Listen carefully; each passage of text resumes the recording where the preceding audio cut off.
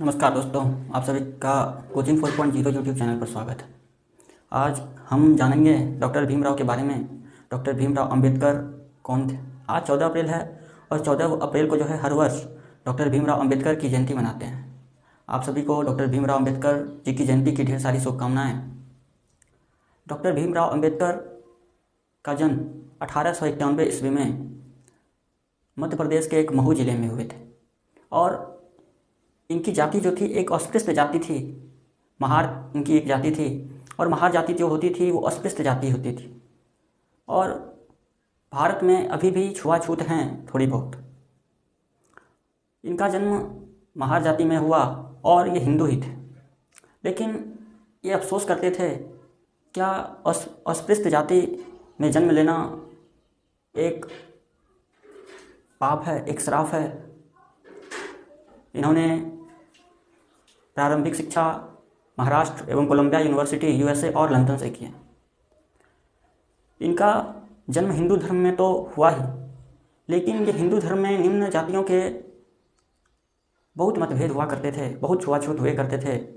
इन सभी चीज़ों से संघर्ष किए, अपने जीवन से संघर्ष किए डॉक्टर भीमराव अंबेडकर। डॉक्टर भीमराव अंबेडकर समाज सुधारक के रूप में उभरे और इन्होंने दलितों को अधिकार दिलाने के लिए बहुत सारे संगठन की स्थापना की। और डॉक्टर भीमराव अंबेडकर जो थे 3 गोलमेज सम्मेलन में भाग लिए थे। तीनों गोलमेज सम्मेलन में भाग लिए थे और गोलमेज सम्मेलन में ये भाग लिए दलितों को पृथक निर्वाचन का अधिकार की मांग करने के लिए। पृथक निर्वाचन की मांग के लिए ये तीनों गोलमेज सम्मेलन में ब्रिटेन के प्रधानमंत्री उस समय हुआ करते थे मैकडोनाल्ड, उनको पृथक निर्वाचन क्षेत्र दिया जाए, ये इनकी मांग थी गोलमेज सम्मेलन में। और ये 1930 में प्रथम गोलमेज सम्मेलन एवं 1931 में द्वितीय गोलमेज सम्मेलन एवं 1932 ईस्वी में ये तीनों में तृतीय गोलमेज सम्मेलन 1932 ईस्वी में इनकी एक ही मांग भाग लिए कि दलितों को जो है एक पृथक निर्वाचन अधिकार मिले। लेकिन इस बात की जानकारी महात्मा गांधी को लगी कि डॉक्टर भीमराव अंबेडकर जो हैं गोलमेज सम्मेलन में मैकडोनाल्ड से पृथक निर्वाचन की मांग कर रहे हैं दलितों के लिए। तो उस समय जो थे महात्मा गांधी पूना के नर्मदा जेल में थे और जेल में ही इन्होंने अनशन करने लगे। और महात्मा गांधी जो थे वो बड़ी दूरदर्शिता वाले लोग थे, बहुत दूर तक वो सोचते थे। उन्होंने देखा कि जिस प्रकार मुसलमानों को पृथक निर्वाचन का अधिकार मिल गया एवं अंग्रेज़ लोग भारत में हिंदू एवं मुस्लिम के बीच एक गहरी खाई ला दी, उसी प्रकार हिंदू धर्म में निम्न जाति एवं उच्च जाति के बीच जो है एक बड़ी मतभेद ला देगी। तो वो जानते थे ये सारी चीज़ें कि अंग्रेज ये सब करेंगे और इनकी मांग हुई थी। तो दोनों की सोच जो थी अलग अलग थी थोड़ी बहुत। डॉक्टर भीमराव अंबेडकर एवं महात्मा गांधी की सोच अलग थी और ये दोनों के बीच उतनी बनती नहीं थी। तो इस बात का पता चला उनको और जेल में ही वो अनशन करने लगे। और डॉक्टर भीमराव अंबेडकर भी अपनी बातों पर डटे रहे थे कि हमको जो है पृथक निर्वाचन का अधिकार मिले, दलितों के लिए लड़ रहे थे। लेकिन कभी दलितों के लिए वो लड़े, लेकिन उनकी दूरदर्शिता जो थी महात्मा गांधी की तरह नहीं थी। महात्मा गांधी बहुत बड़ी दूरदर्शिता वाले लोग थे, व्यक्ति थे। उन्होंने समझाया कि नहीं, आप जो है दलितों के लिए पृथक निर्वाचन की मांग मत कीजिए, इसको अस्वीकार कीजिए मैकडोनाल्ड से। तो बाद में इन्होंने मैकडोनाल्ड से इसकी अस्वीकार मांग की, दलितों के लिए अस्वीकार की पृथक निर्वाचन के अधिकार को लेकर। और 24 सितंबर 1932 ईस्वी को यह समझौता हुआ महात्मा गांधी एवं डॉक्टर भीमराव अंबेडकर के बीच। यह समझौता जो है पूना समझौता कहलाया। और ये तो बात मान गए डॉक्टर भीमराव अंबेडकर, लेकिन इनको दलितों के लिए इनको कुछ करना था। तो संविधान के निर्माण के समय दलितों के लिए, निम्न वर्गों के लिए, निम्न जातियों के लिए आरक्षण की बात की गई और संविधान के निर्माण के समय ही आरक्षण की बात की गई थी और अभी तक जो है आरक्षण चल रही है। तो ये आरक्षण की जो देन है ये डॉक्टर भीमराव अंबेडकर की है। और डॉक्टर भीमराव अंबेडकर देखे कि किस प्रकार निम्न जाति के लोगों को संघर्ष करना पड़ता है, अस्पृश्य जाति के लोगों को संघर्ष करना पड़ता है। तो इन्हीं विचारधाराओं से डॉक्टर भीमराव अंबेडकर संविधान में आरक्षण की बात की नींव रखी और अभी तक आरक्षण चल रही है। किसी के व्यक्ति के नज़रिए में आरक्षण ठीक है, किसी के व्यक्ति के नज़रिए में जो है आरक्षण खराब है।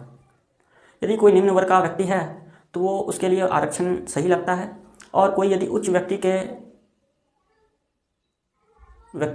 के लोग हैं तो उनको आरक्षण खराब लगता है। तो ये आरक्षण अभी तक चल रही है।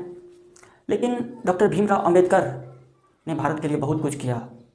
जिस तरह उस टाइम जो थे भारत गुलाम थी, तो उन्होंने अपनी आवाज़ को उठाया, अपने अधिकार की मांग की। और अभी स्वतंत्र भारत में कोई भी व्यक्ति अपनी आवाज़ नहीं उठा पाते हैं अच्छे से। उस समय गुलाम भारत के रहने पर भी जो है डॉक्टर भीमराव अंबेडकर अपनी मांग की दलितों के लिए। तथा यदि हम देखें संविधान में तो उन्होंने बहुत चीज़ें जोड़े। अस्पृश्यता का अंत करने का अधिकार दिया कि अस्पृश्यता का जो है अंत होना चाहिए, और अस्पृश्यता यानी कि छुआछूत जो है ये एक दंडनीय अपराध है। और भारत में जो है अभी अस्पृश्यता खत्म नहीं हुई है पूर्ण रूप से, बहुत जगह है।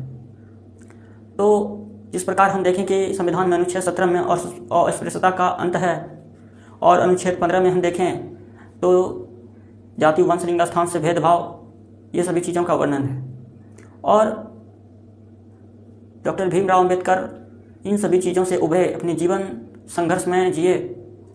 तो जब ये हिंदू धर्म में जन्म लिए तो इनकी ये देखे कि निम्न जाति में बहुत सारी कुरीतियाँ हैं। तो इन्होंने कहा कि हिंदू धर्म में हम तो जन्म ले लिए, लेकिन मेरी मृत्यु जो है वो बौद्ध धर्म में होगी। और अंतिम रूप से डॉक्टर भीमराव अंबेडकर जो थे उन्होंने बौद्ध धर्म को अपना लिया, और बौद्ध धर्म को अपना लिए। एवं इनके 3 मार्गदर्शक थे, 3 गुरु थे, इनके ही रास्ते पे ये चलते थे। एक गौतम बुद्ध थे जो बौद्ध धर्म के संस्थापक थे, एवं संत कबीर थे, एवं ज्योतिबा फुले थे। ये तीनों इनके मार्गदर्शक थे, इन्हीं के रास्ते पे ये चलते थे। और यदि हम इनकी पत्रिका के बारे में देखें तो पॉइंट ऑफ से बहुत ही इम्पोर्टेंट है। पॉइंट ऑफ व्यू से जो है, एग्जाम के पॉइंट ऑफ व्यू से जो है ये बहुत सारे इम्पोर्टेंट है। जिस प्रकार हम देखें, the caste in India, who are they, Buddha and his Dhamma, the untouchables who are Shudras. ये इनकी पुस्तकें हैं डॉक्टर भीमराव अंबेडकर की। और डॉक्टर भीमराव अंबेडकर की ये सारी पुस्तकें कोई भी एग्ज़ाम हो ये पूछे जाते हैं। एवं डॉक्टर भीमराव अंबेडकर संविधान के निर्माता थे ही, और प्रारूप समिति के अध्यक्ष थे। और इन्होंने दलित वर्गों के लिए, अस्पृश्य जातियों के लिए बहुत सारे पत्रिकाएं निकाले। 1920 ईस्वी में इन्होंने मूल नायक पत्रिका निकाले मराठी भाषा में, एवं 1927 ईस्वी में जो है बहिष्कृत भारत निकाला। ये सभी पत्रिकाएं इन्होंने निम्न वर्गों के जातियों के लिए निकाला, दलितों के लिए निकाला। तथा इनके संगठन, यहाँ से भी क्वेश्चन पूछे जाते हैं, बहुत ही इंपॉर्टेंट है। यहाँ से ये वाला भी आई है, इसलिए यहाँ पे दोनों जो है इम्पोर्टेंट है। 1927 ईस्वी में बहिष्कृत भारत पत्रिका निकाले, और 1924 ईस्वी में बहिष्कृत हितकारिणी सभा की स्थापना की, एक संगठन की स्थापना की दलितों के लिए। 1927 में समाज समता संघ की स्थापना की, एवं 1930 में डिप्रेस्ड क्लास एसोसिएशन की स्थापना की, एवं 1936 में इंडिपेंडेंट लेबर पार्टी की स्थापना की, तथा 1942 ईस्वी में all India schedule caste federation की स्थापना की। ये सारे संगठन दलितों के लिए इन्होंने बनाया, संगठन किया। और इनका कहना है, ये लाइन इनकी बहुत अच्छी है, डॉक्टर भीमराव की लाइन जो है ये बहुत ही अच्छी है। अच्छा दिखने के लिए नहीं बल्कि अच्छा बनने के लिए जियो। यदि हम अच्छा नहीं दिखते हैं, यदि कोई अच्छा दिखने के लिए चाह रहा है तो अच्छा नहीं बल्कि अच्छा बनने के लिए सोचें। अच्छा दिखना बड़ी बात नहीं है, लेकिन अच्छा बनना जो है बहुत ही अच्छी बात है। हम लोगों को अच्छा बनना चाहिए, ना ही अच्छा दिखना चाहिए। ये चीज़ें आप लोगों को समझ आ गई होगी। आज हम डॉक्टर भीमराव अंबेडकर के बारे में बताएं, तो आप सब जो है ये सब चीज़ें याद कर लीजिएगा, और जो भी होगा वो नोट डाउन कर लीजिएगा। आप लोग ज़्यादा से ज़्यादा शेयर करें, ताकि अन्य व्यक्ति जो भी हैं, कोई भी एग्ज़ाम हो या कोई आप 12th का पढ़ रहे हैं, ज्योग्राफी या कुछ भी पढ़ रहे हैं, सारे क्लासेस होंगे, सारे सब्जेक्ट के, ज्योग्राफी हो, हिस्ट्री हो, पॉलिटी हो, इकोनॉमिक्स हो, या साइंस हो, या इंग्लिश हो, या करंट अफेयर्स हो, इन सभी सब्जेक्ट की जानकारी हम आप तक पहुंचाएंगे। और 12th हो या कोई भी कम्पिटिटिव एग्ज़ाम हो, बिहार पुलिस हो या SSC GD हो, GK GS बहुत अहम भूमिका निभाता है। तो आज का क्लास इतना ही। और कल हम जानेंगे अपने ज्योग्राफी के फर्स्ट चैप्टर के बारे में हम पढ़ा रहे हैं, तो जो है कल हम ज्योग्राफी फिर से स्टार्ट करेंगे। आज 14 अप्रैल हैं, तो आज डॉक्टर भीमराव अंबेडकर के बारे में हमने जाना। तो आज का क्लास इतना ही। ठीक है, मिलते हैं कल। जय हिंद, जय भारत।